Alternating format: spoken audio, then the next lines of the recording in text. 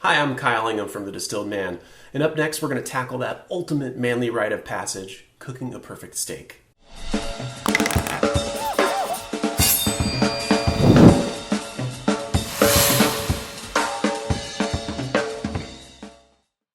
Cooking a steak is one of those classic manly skills that every guy is just expected to know, yet the reality is a lot of guys don't know how to do it very well.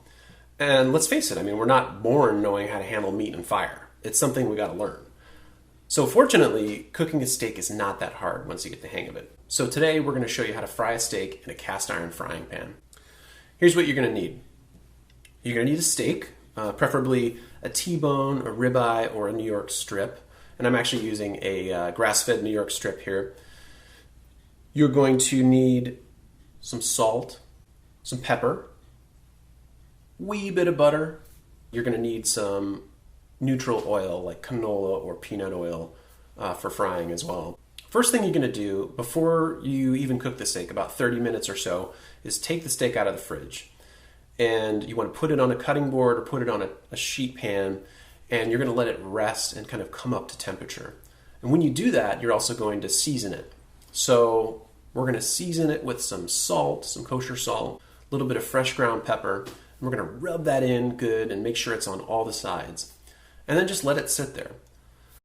And there's a couple of reasons for this. One is that we want to make sure that the meat sort of comes up a little closer to room temperature if we can. If you pull a steak right out of the fridge and put it right into the frying pan, a lot of times the inside will be so cold that the outside will basically be completely charred and then the inside will be completely bloody, and it doesn't make for a great steak. The other thing that happens during this time is that if you've seasoned it right when you brought it out, it gives it a little time for the salt to work its way into the meat. So the salt is actually a very small molecule, and so it does penetrate food pretty well if you give it time to work in. So as you're salting your steak, you're going to probably use a little bit more than you think you actually might need. It's not like salting something at the table, because you have to not only salt the surface, but you have to count on salt getting into the center of the meat as well. All right, so once your steak has rested, it's time to turn on the pan. And we're going to turn our pan on to like medium, high, or high. And you really want to let it heat up. One of the biggest mistakes people make when cooking steak is not having a hot enough pan. You really want, when you drop that steak in, to hear that sizzle. So a hot pan is going to give you that beautiful crust, that nice textural element, but also that color that's going to make it a lot nicer for whoever's eating the steak. You want to wait until it's just about smoking. And you can see our pan is just starting to smoke. So I'm going to put some canola oil in it. Once the pan gets hot enough, you're going to put the steak in. And really, you want to listen for that sizzle. So we're just waiting for our steak to brown here. And we'll go ahead and check. You can see it's starting to brown and look pretty nice, but we'll give it a few more minutes.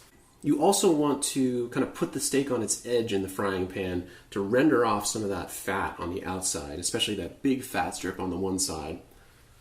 Checking the meat. There's a couple ways to do this. You can use a meat thermometer if you want to. The only problem with this is that you are actually having to prick the meat, and sometimes you lose juices that way. If you're just starting and you don't really have a good gauge on meat doneness, maybe a meat thermometer is the best way to go.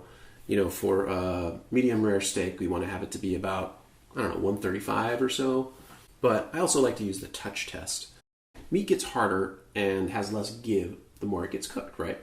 So some genius figured out that the way that meat feels as it cooks corresponds to the way that the base of your palm feels. So we call this the touch test.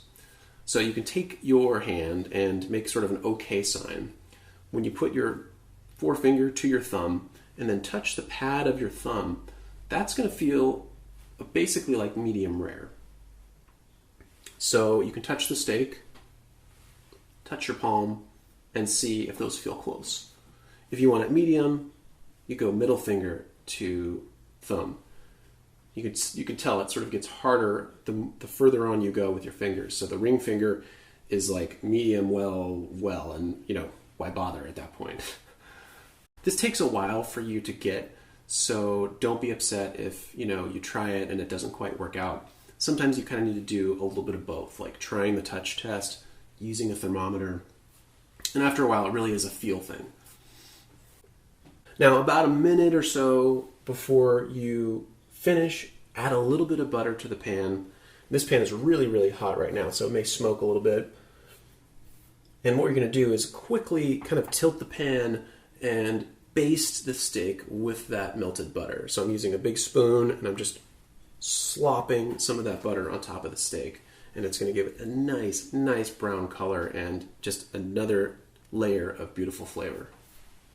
Resting the meat. So once the steak is done, you want to pull it out of the frying pan and put it onto a cutting board or put it onto a cookie sheet and cover it with a little foil.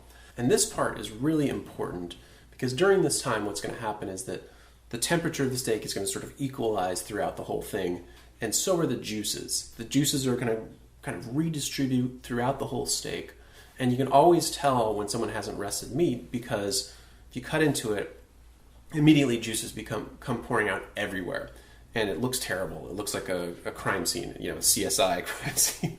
And not only does it look unappetizing and get all over your side dishes and stuff, but it also loses flavor. So all that juice could be in each bite well distributed if you had just let it rest. So we're going to go ahead and cut into this and see if it is actually medium rare. I did use the touch test, but it's always hard to tell until you actually cut it open and see where you end up.